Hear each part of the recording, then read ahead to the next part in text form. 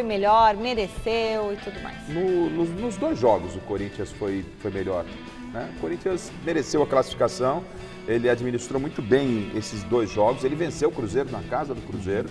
É bem verdade que ontem ele tinha a vantagem do empate e o jogo, primeiro tempo, levou para que o Corinthians colocasse esse regulamento embaixo do braço, algumas circunstâncias, principalmente perda no setor de meio campo. O Cruzeiro acabou fazendo 1-0 e se não fosse o Hugo, o Cruzeiro poderia ter ampliado a vantagem no primeiro tempo para 2 e para 3, não seria exagero graças ao goleiro Hugo.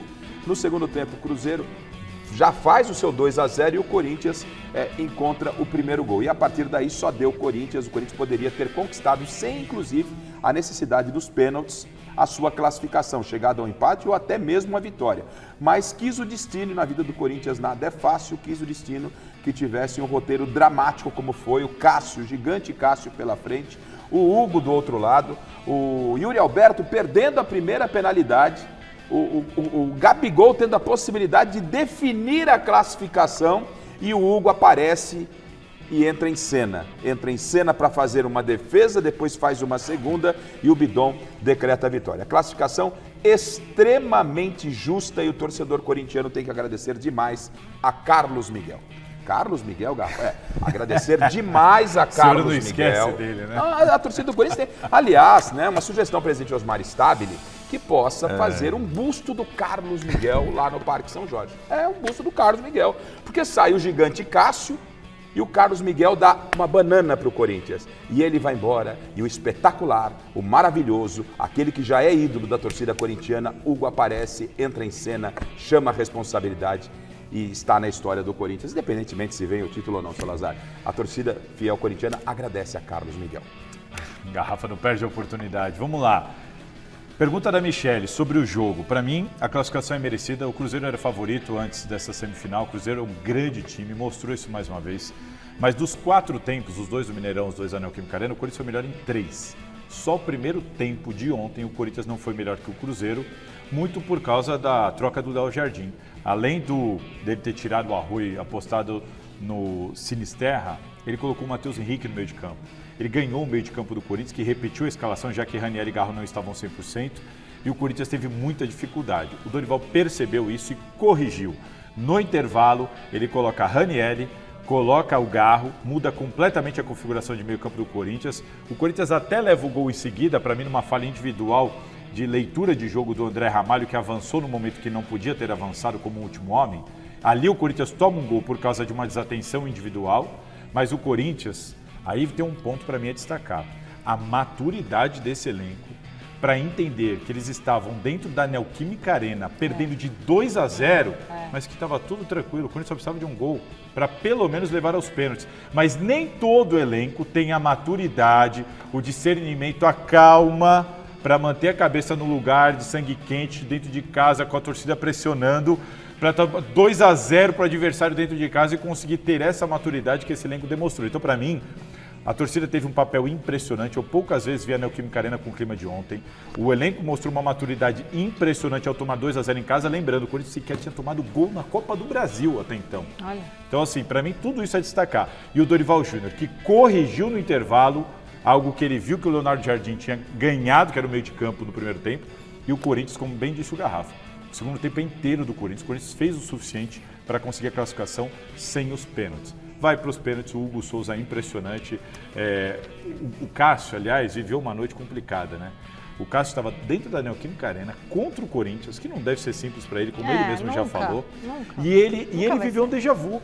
Em 2022, no Maracanã, o Corinthians pega o Flamengo na final, o Cássio pega o primeiro pênalti, vai até a última cobrança, era só o Fagner fazer, que o Corinthians seria campeão. O Fagner perde o pênalti. Ontem o que aconteceu? O Cássio pega o primeiro pênalti, vai até a última cobrança, era só o Gabigol fazer, o Gabigol perde o pênalti. Então o Cássio viveu de novo essa situação chata para ele, viveu no Corinthians, agora viveu no Cruzeiro, mas fez a parte dele. O companheiro não fez a parte e o Cássio acabou se dando depois da partida. Eu quero falar até desse...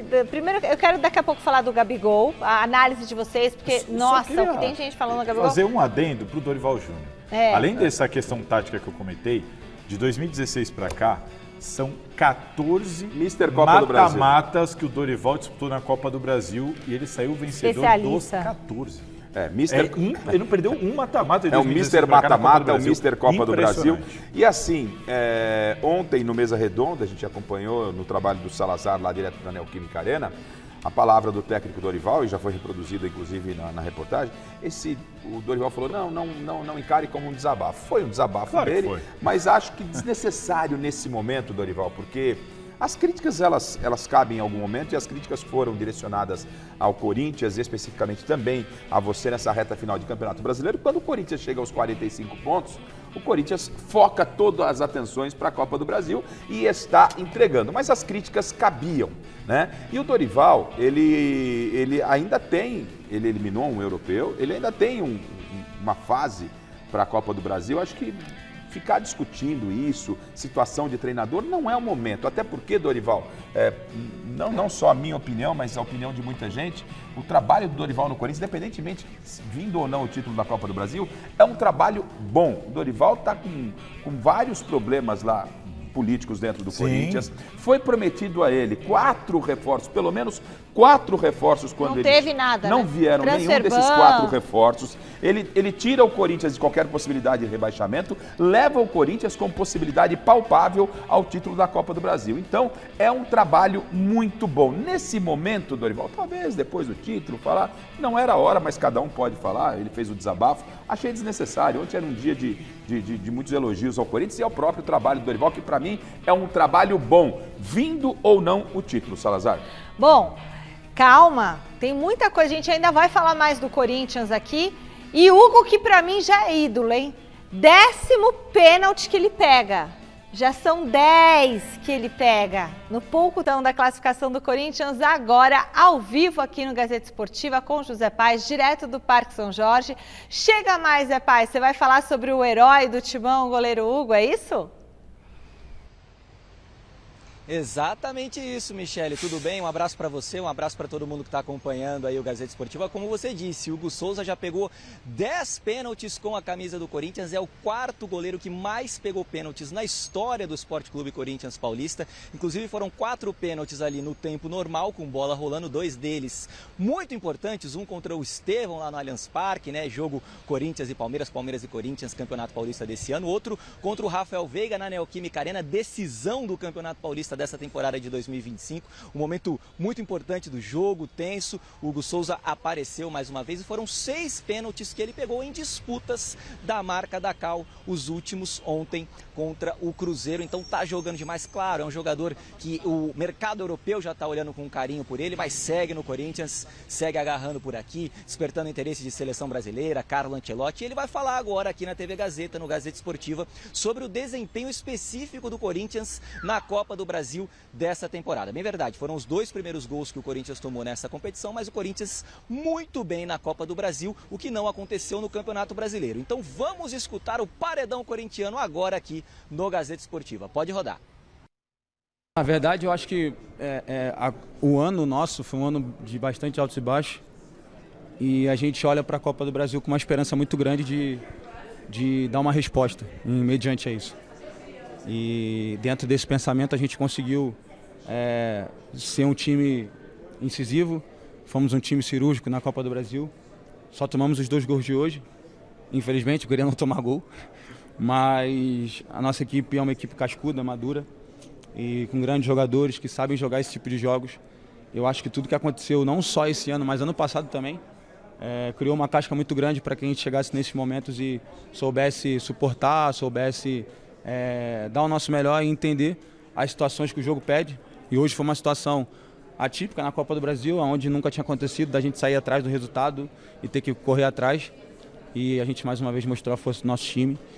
Mas eu acho que é isso. A Copa do Brasil deu pra gente uma esperança muito grande de fazer história e a gente abraçou nisso.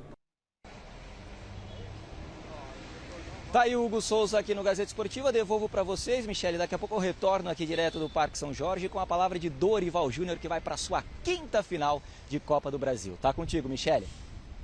São vários números emblemáticos, né? Esses 10 pênaltis que o Hugo já defendeu, 5ª final de Dorival Júnior, 33 milhões de reais já garantidos pelo Corinthians ao chegar à final. Transferban é de quanto? O atual Transferban está na casa dos 35 milhões, mas se você chegar a um acordo que não precisa ser necessariamente o valor inteiro, você derruba o Transferban imediatamente. Você não precisa nem quitar na hora, só de chegar a um acordo que pode cair o Transferban. Então já vai ajudar muito Agora, esse se for dinheiro. campeão, 77, né? Aí ainda sobra no cofrinho. Mais ou menos, né? Porque vão ter outros Transferban aí pela frente, mas enfim. Agora, sabe o que eu queria destacar, Garrafa? Não deu tempo, acho que, da gente mostrar na mesa redonda, por causa do horário, ia começar a gravação do troféu, mas eu questionei o Gustavo Henrique, na zona mista, sobre a última batida. Breno Bidon, cria da categoria de base do Corinthians, de repente o pênalti decisivo pode dar classificação, o Cássio está do outro lado, Breno Bidon foi para a bola. Nós lá em cima na área da imprensa olhamos um para a cara do outro, pô, peraí, o Mateuzinho ainda não bateu, o Bidon não bateu, o André Ramalho ainda não bateu, o Breno Bidon vai bater este pênalti agora? E aí questionei ao Gustavo Henrique, pegou vocês de surpresa, como é que foi? O Gustavo Henrique até riu, falou assim, olha, a gente combinou até o quinto. Do sexto para frente, não tinha nada acertado. Era olho no olho, nós ali, os jogadores, olho no olho. Quem está confiante pede e a gente olhando a confiança. Ou seja, se o técnico tivesse mandado o Breno Bidon bater esse pênalti, e o menino de repente, ai meu Deus do céu, vou ter que bater, não vou poder recusar, né? Mas não é o caso. Gente, o Breno Bidon pediu para bater este pênalti. Ele olhou no olho dos jogadores experientes do Corinthians ali no momento de decisão daquele, valendo vaga para a final com o Cássio do outro lado. Deixa comigo. E falou, deixa que eu bato. O time olhou para ele, teve confiança, ele foi para a bola e ainda bateu bem. Cássio para um lado, bola para o outro. Então assim, eu queria destacar, porque passa despercebido entre tantos personagens essa história, incrível.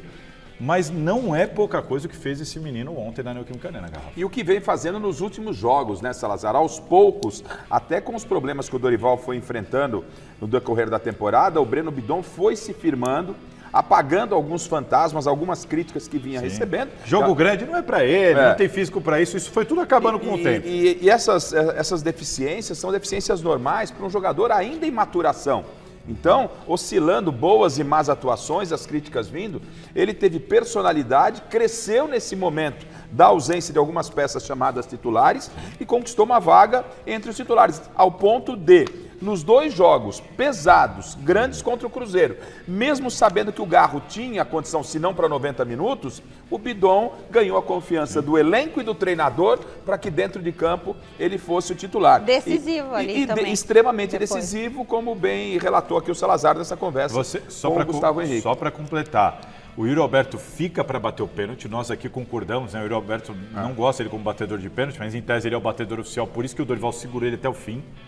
E o Dorival tira o Maicon no segundo tempo, que é batedor de pênalti. Quando eu estava na transmissão do jogo, quando sai o Maicon, eu falei, o Dorival está tirando uma peça que tem quase 100% de aproveitamento e penalidades. Exatamente, que quando o Yuri não pôde bater, foi o Maicon bater pênalti. Diferentemente do que fez o Cruzeiro, que colocou, não deu certo, mas o Léo Jardim colocou os jogadores que Wanderson, Wallace e Gabigol, só o Wanderson fez.